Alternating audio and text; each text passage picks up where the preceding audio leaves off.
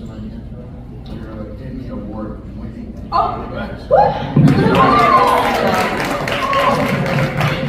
Emmy Award winning, that's right.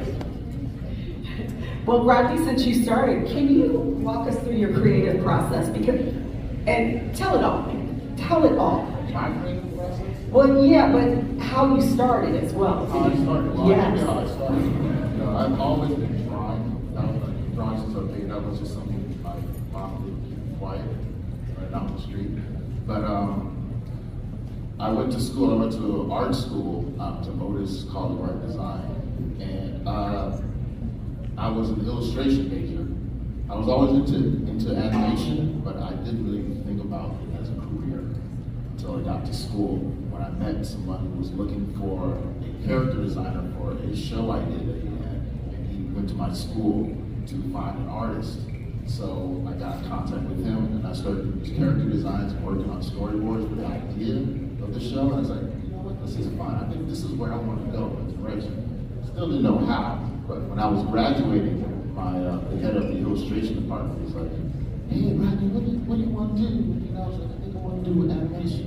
So he said, okay, I got a person that used to teach at the school who has a show on TV. It's called Duck. And so I got in contact with him. He got me in contact with the producer of the show.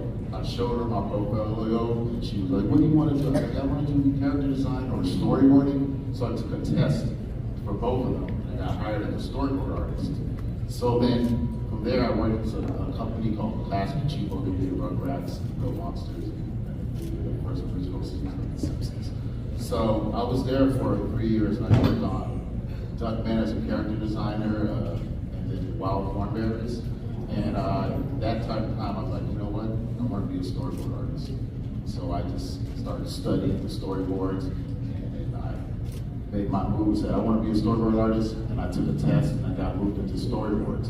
So from there, I was a storyboard artist on Wild Thornberries, and then I got a phone call from another studio, Rough Draft. They were looking for a storyboard artist for this new show called Futurama, Friday Night Rain. And so then I was like, okay, I'll meet with the producer.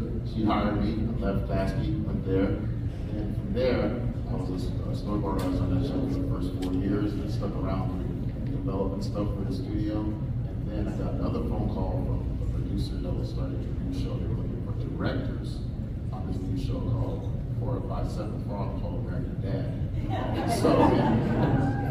So then I was there, and I was a director on that for like 15 years. And then that's worthy of a record.